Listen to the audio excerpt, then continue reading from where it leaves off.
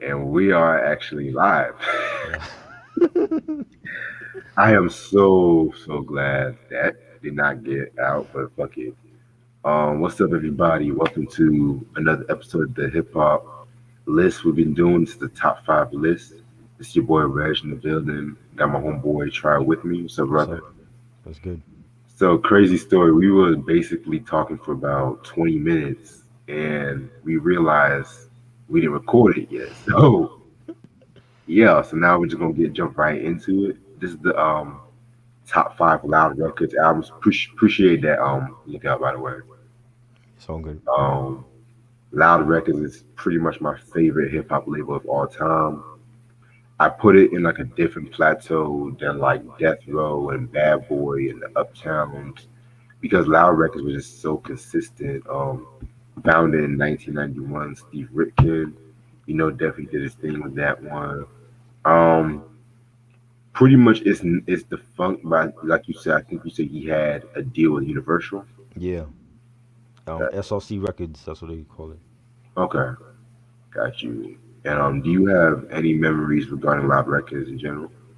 Yeah, I mean, like just growing up with all of the great artists, WuTang Clan and Mom Deep and Exhibit when he came out, and I was a real Exhibit fan when Paparazzi dropped, and MOP and 36 Mafia later on. Just like that whole roster was just a whole bunch of like classic albums. Big Pun when he dropped, and it was nonstop. Like everybody was hitting. And that's something you don't really see from like a roster. Is like sometimes you may have like some hit makers, and then you got some artists that are like overlooked, but they roster could contend with Def Jam and with Ruckus and Death Row, Bad Boy, and they were just like the underground label, but they had like the big hit makers on that label, and Steve Rifkin was a great marketing guy, and he made himself known to the public, so we knew early on who he was, and he wasn't one of these like stuck up record executives with a suit and tie and they don't know nothing about hip hop. Like he was out there with the artists and promoting his label, and you know, um, credit to him, and like yeah, they definitely need a documentary. I feel like that record label is slept on, and with all the success that they had, people don't mention them when it comes to like great record labels. So especially for hip hop at that time, and I think they definitely got to be saluted. Yeah, I definitely agree with you on that. I think the closest thing to a documentary that we would see, I remember when BET had this one show years ago called Inside the Label, Yeah, where of course they're talking about different record labels. I want to say that's on BT Plus though. You know what I'm saying? BT Plus right, gotta have that, but right, they talked about Loud Record. It's been years since I've seen it though, but it was like hmm a very dope look on how it came apart and stuff like that.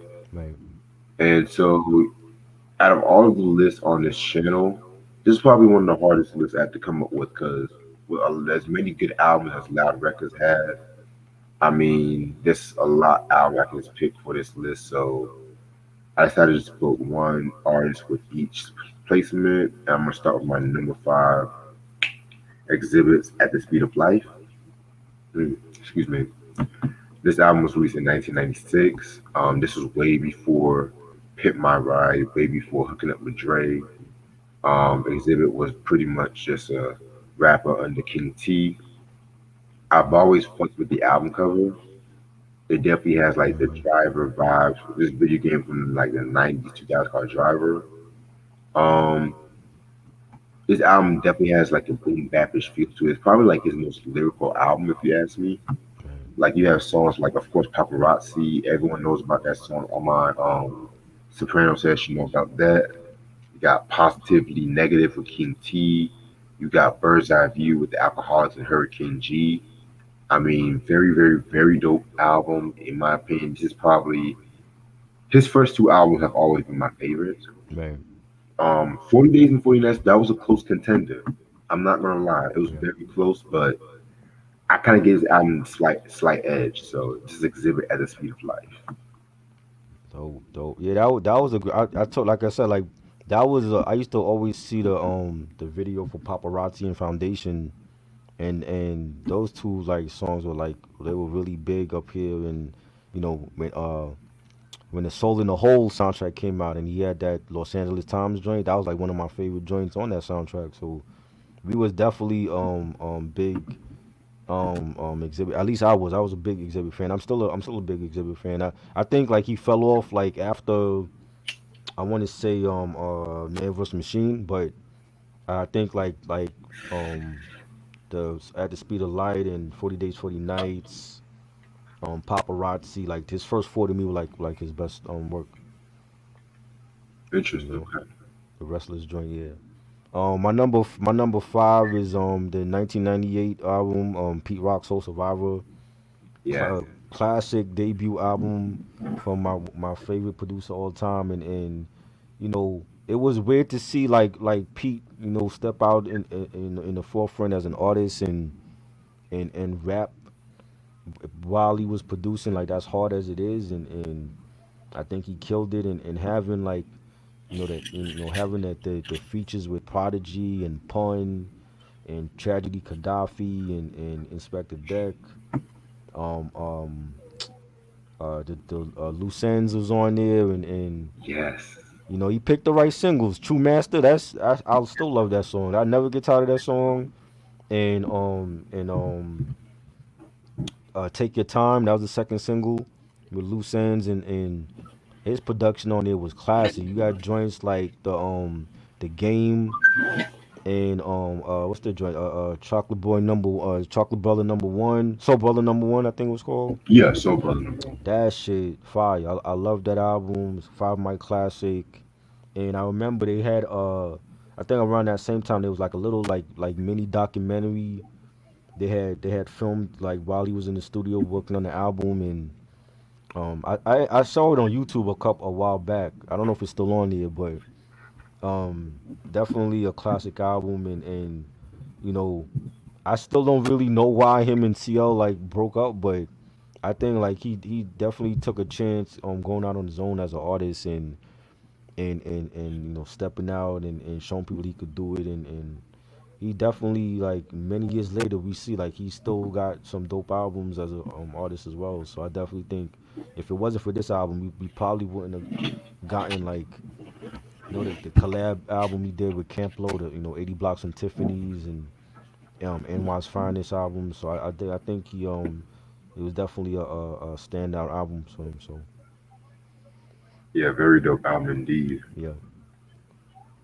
I should I should have said top six though, top but six. you know what? I have a few honorable mentions. I'm just gonna leave that Right. right there. Okay. This is probably going to be my number four. I'm going to go with the legendary Mob Deep Hell on Earth. Okay. Oh Jesus! If anything, this would have been my number one, Right. but it was just one album. Like I said, I struggled with this list. I you know what? Let me start. Okay, so that album cover is so ill. Yeah. I don't know. Loud Records album covers was just I don't know who was the album photographer, but they were just on some other shit. But Right. yeah, so this album came out around the time when they were going through like a lot of shit in their lives, going through like a lot of death. The whole East Coast West Coast beef. Um, yeah, they were just going through like a lot around this time, and so that's how the album was a lot more darker.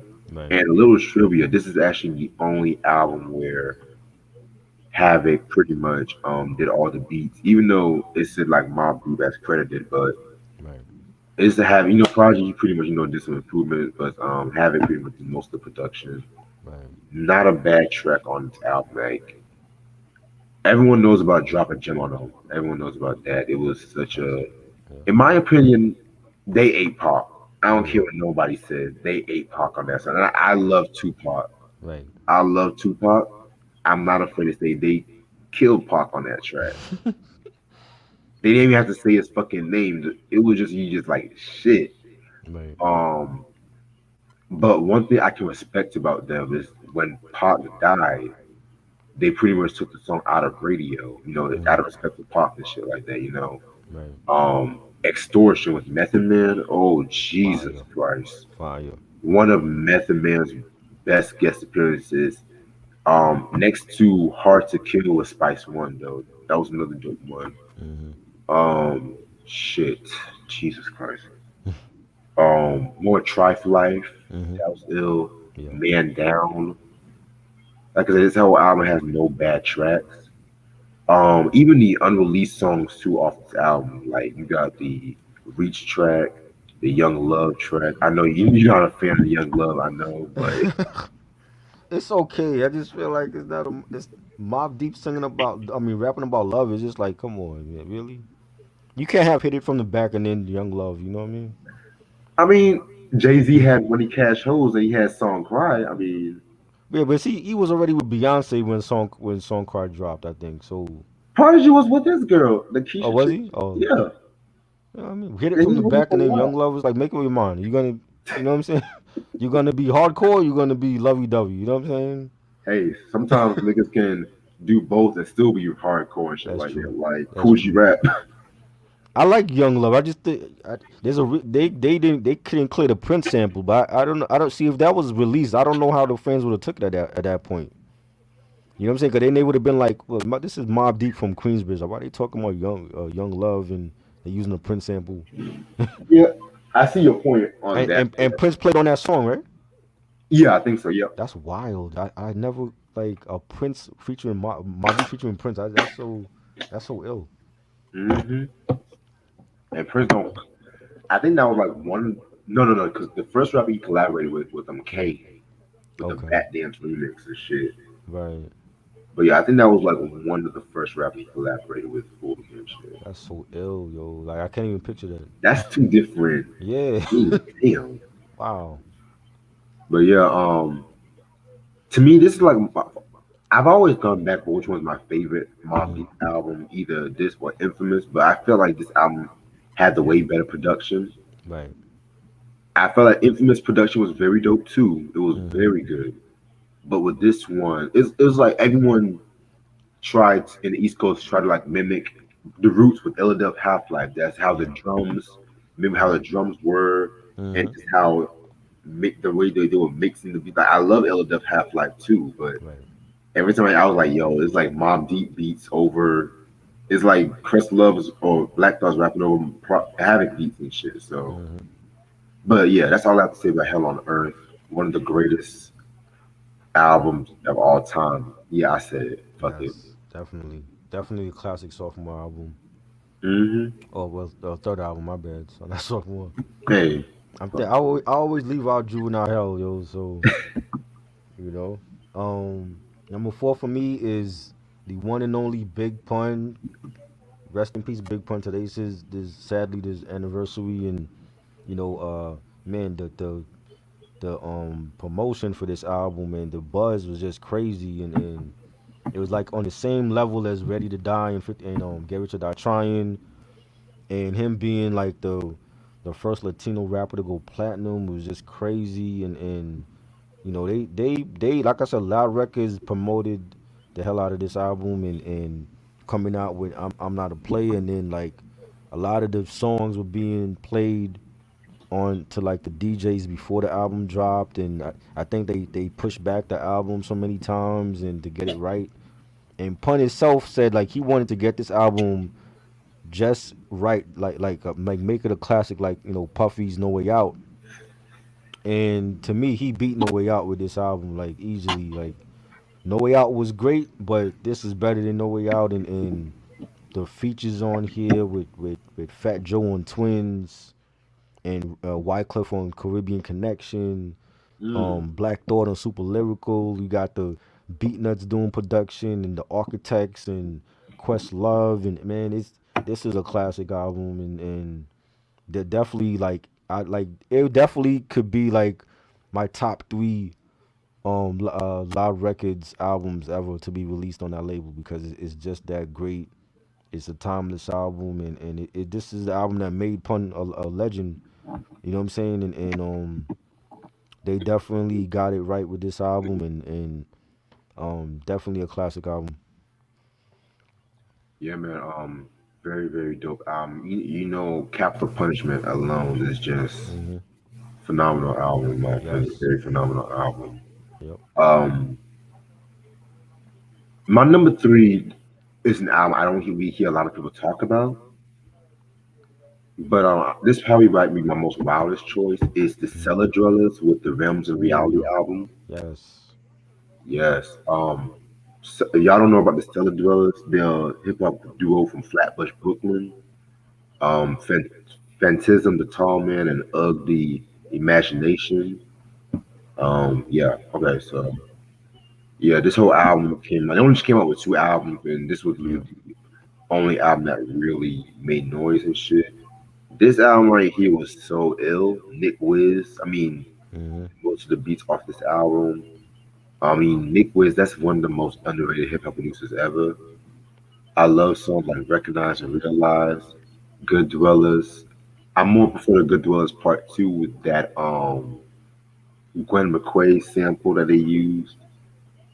Perfect Match. I mean, it's just definitely it's like some boom bap, like some futuristic boom bap shit. It definitely had like a very like Nick Wiz's like the Soul Dwellers sound definitely had a very unique sound and Man. shit like that. You know what I'm saying? I don't hear a lot of people talk about their sound like that, but this one is like a very personal favorite of mine. It's an album that I definitely need to talk about one day. Right. Definitely. The good dwellers was big over here, and they had like so many joints that people Perfect Match was one of my favorites, and that whole the way they did that video with like the whole Maury style or the Jerry Yeah, Springer style of, I love that. I love that that song, and the production from Nick Wiz was great. That definitely is a classic album. You know. My number three is WuTang Clan, Into the Wu Tang again. Another big album buzz for this album. I was a freshman in high school when this album came out, and I remember like sitting in class, and there was like a guy like he had his Walkman, and he was listening to the album, and I didn't know who the hell he was. Like I remember seeing the video for Protect Your Neck, but I didn't think they was gonna be like around, and he was listening to the album, and he was like, "Yo, you gotta hear this shit. This Wu Tang album is bananas. It's like nine MCs all on different tracks with their own style, and the production is like on some karate shit." And man, when I heard that album, I was blown away. It was crazy, and like I remember the album got like heavily bootlegged, and this is before the internet, and man, when I first heard that album, it was like I never heard nothing like that. Like different MCs with their own style, and they were aggressive, and it was just something different for that time. And then like just them blowing up, and getting their own solo deals, some with Loud Records, some with Def Jam, some with Geffen, and other labels, and it's like nothing we ever seen before. And like RZA was like a great producer. Method Man was my favorite. And I remember hearing like when the album, I think the album had first came out, and they played like the Method Man joint. They played Cream. They played Mystery of Chess Box, and like radio stations was just eating this up, and seeing like the videos for like Cream and Mystery of Chess Boxing, and the way they had like the Wu Tang logo was a thing. It was so iconic, and that definitely was like a shift in the music when they dropped, man. Like I never seen a crew like that before, and just the whole movement changed when they came in the game, and yeah, that's definitely a classic, and I got like multiple copies of that album. That's the only album on this list I got multiple copies of. I got it on vinyl. I had it on cassette back in the day. I got it on CD now. So um, it's definitely probably I would say, even though it's not my number one, it's definitely to me like the best loud release. Just for the impact it had on that the group had on the industry, and yeah, man, that's a game changer. very dope choice, man. I'm gonna stick with Wu Tang. For my next choice, I said Raekwon only built for my Cuban links. Now, I really wanted to pick a Whoop album. Really wanted to pick a Whoop album, but if I was to pick like based off the era of loud or just the sound, I would definitely pick Only Built for My Cuban Links. Yeah. I mean, this was really the album that reinvented mafioso rap. If you ask me, after Coogee rap basically did his thing, Mm-hmm. um, this was definitely, in my opinion, this is the way I see it. I feel like Only Built for My Cuban Links was them showing how artistic Wu Tang can really be. Because I felt like when it came to 36 Chambers and to Cal, and I would even throw in Return of the 36 Chambers too. It's just Yes. they had that rugged sound, but then when you came Mm-hmm. to Only Built for Cuban Links, it definitely had like a more polished, Mm-hmm. stylistic, Yeah. authentic sound. And this was really when Raekwon was really like making, and it's the fact that the beats and on each of the album, like to Cal, Only Built for Cuban Links, Iron Man had like a particular sound. I fucking hate this camera. Had like a particular sound. Like, Tikal Mm-hmm. had that raw, dirty basement sound where Right. Iron Man had that black exploitation sound. Only Built for Cuban Links definitely had a sound like fucking Scarface, Mm-hmm. Godfather and stuff like that too. But mix it with a little bit of New Jack City, and then you got the perfect soundtrack, in my opinion. You know what I'm saying? Right. When it comes to the songs, damn, where do I even begin? Well, I'm gonna start with a song that really introduced me to getting the album, which I don't feel like a lot of people talk about, like the Heaven and Hell. Yeah. Love that song. Nice storytelling track. Mm-hmm. My only gripe, it was so fucking good. They wasted the second half doing shout outs. I was like, damn, y'all could have done so much more. Yeah. Like, y'all just left us wanting more. Like, the first half, they were just rapping. But then the Right. second half, it's like they were just doing all them shit. I was like, okay, okay, damn, man. And then Blue Raspberry was just singing. That's another Wu affiliate I felt like should have Yes. that bigger shine, but that's another Mm-hmm. story for a bigger day. Then you had the Can It All Be So Simple remix, Verbal Yeah. Intercourse, well, Nas pretty much ate them up. Mm-hmm. But then you had like the Wisdom Body with fucking Ghostface was just shining. I felt like, the same way the Chronic introduced Snoop, I felt like this is only before Cuban Links introduced Ghost in the way it should. So much that he was on the album cover, but Only Built for Cuban Links was definitely a classic album. It's a classic album. Yeah. I kind of realized like a lot more people trying to make their own versions. I've seen motherfuckers saying that Pusha T's Daytona was like the Cuban Links of today, which love Daytona, but that's Mm-hmm. sacrilegious. Mm-hmm. And the fact that he called that shit the purple tape alone is kind of disrespectful if you ask me, Right. because the purple tape that names is synonymous in hip hop. But I'm when I review the album, I'm gonna do a long review on the album, so Yeah. stay tuned on that. But yeah, Only Built for Cuban Links, classic. Oh, one more thing I forgot to Mm-hmm. say. It was originally supposed to be called Only Built for My Cuban Links niggas, but of Oh wow. course, yeah, the label did not want to send it, so that's why you had the little dots after links. So Mm, I didn't know that. Raekwon was about to be the first one to have the N word on the album, ironically. I did not know that. Hmm. Wow, that's crazy. Yes, that was definitely classic. Number two for me is Mob Deep, Infamous. I didn't even know. Well, I don't want to say I didn't know who Mob Deep was. I remember like I used to see them like in the Source magazine and when they came out with forgot the joint that Primo did like a remix on the first album. Peer Pressure. It was that Yeah, peer joint. pressure. Yeah, Yeah, I remember seeing them in the Source. I'm like, who are these little niggas? I thought they were like the youngsters or something. You know what I'm oh saying? my god, not the But they had like the youngster. ball heads and they were rocking the Tims like the youngsters and the camouflage vest and all that. So I'm like, they look like the youngsters to me, but I didn't really pay them no mind until when and even when Shook Ones came out, like Shook Ones, I remember seeing the video here and there, but like when it started to get really hot in New York, that's when I started like to pay attention and then um my homeboy had the cassette and he brought the cassette over to my house and I played it. I was like, yo, this shit is banging. Who did the production?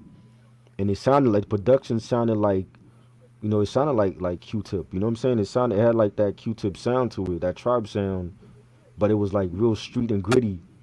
and and I was like, yo, I gotta get this album, and yeah, I fell in love with Mob with that album. You know, just sharing like drink away the pain and the concept with that song and how Q-Tip like flipped the different labels.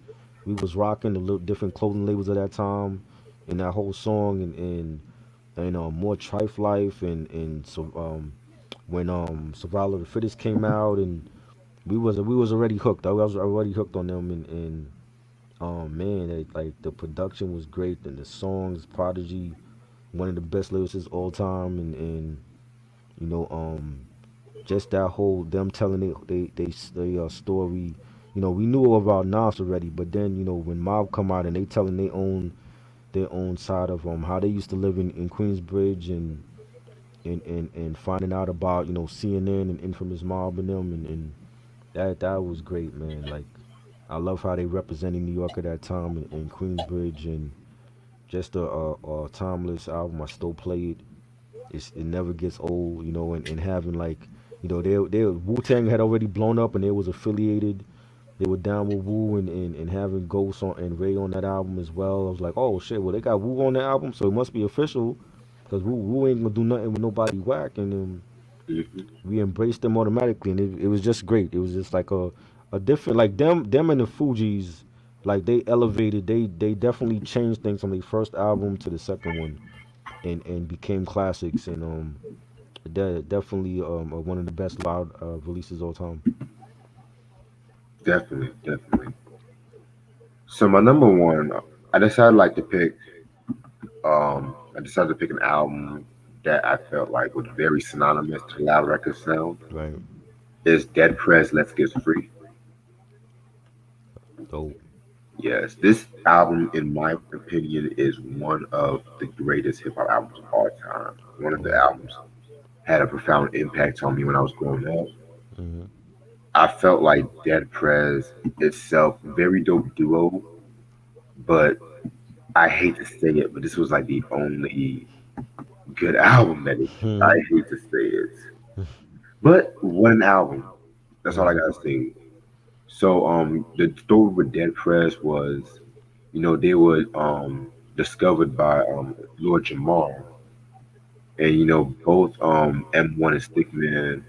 They were definitely like activists. Like they were definitely real about their shit because you have like a lot of rappers that pretend that they're down, but they're not really down. Hmm. That's a story for a different day.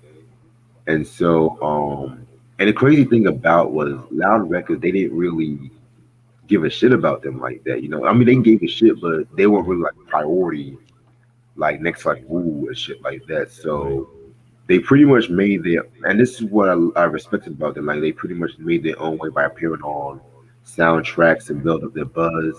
They did that amazing skit, "The Rain in the Sun," off Capital Punishment Mm. and shit like that. And then of course, when it comes to Let's Get Free, they came out with everyone's that hip hop track, which everyone knows that that was like the theme to Chappelle's show for a while. Right. Um, it had like a lot of dope songs. Like it's bigger than hip hop. That was produced by Kanye and Ed Press. A very young Kanye before Rockefeller. Well, this was 2000. I think he was getting close to that. I'm gonna say, fuck it, Mind Sex. Oh Right. my god, that's like one of my favorite tracks off this album. Fire. Very dope joint. Be Healthy featured Prodigy, and this was the album in like really well, and this was the year 2000, like a conscious album, coming out in 2000 and stuff like that. Because yeah, you had Black Star coming 2 years before, which that Hmm. made an impact too. But at the same time, I feel like the Let's Get Free, I feel like its impact was like more felt in recent years and stuff like that too, especially Right. like with how they promoted themselves and whatnot. So yeah, definitely got to talk about this album one day. I love this album. I mean, you know what? I'll give the RBG Revolutionary but Gangsta another chance. I'll see if I can like it again. But it's just like I just feel like the future albums they watered down their sound. I don't know what it is. It's just damn. I just wish they would have been hungry. I feel like Let's Get Free was just hungry as fuck. Right. But yeah, that's my number one.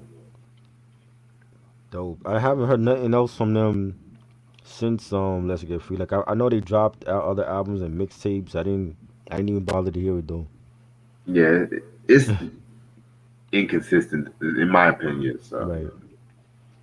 My number one is to me the best Wu solo album ever, and just a great album. I think you know Illmatic is great, but I think there's other albums that can compete for Illmatic if there was ever like a album like top spot battle. I think there's many. I think Chronic could compete with Illmatic and Doggy Style albums like that. I definitely think this album can compete with Illmatic. And the way I would sum up the album is like summer '95 when we used to get like the 100-degree weather in the city, and you out on a Friday night, and the block is hot, and niggas is ordering ghetto Chinese food, the chicken wings and French fries with hot sauce, and you got like the Land Cruisers bumping the newest beats or whatever. And at that time, Tommy Hilfiger was like and Polo was like the best labels to rock. And you had like your what you call it, like your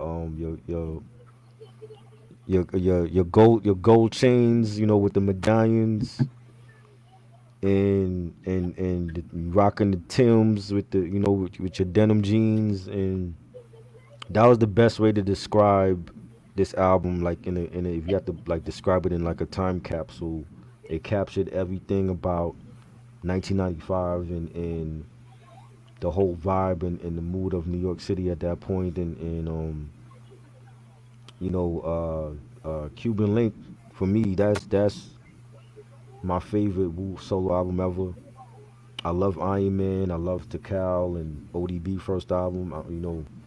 Liquid Swords, but I think Cuban Link is the best solo album from Wu. And man, like the buzz for it. I think this was unexpected too. Like nobody really expected this album to be big like it turned out. Like we knew Meth was gonna be big because he was already looked at as a sex symbol and as the star, the fan favorite.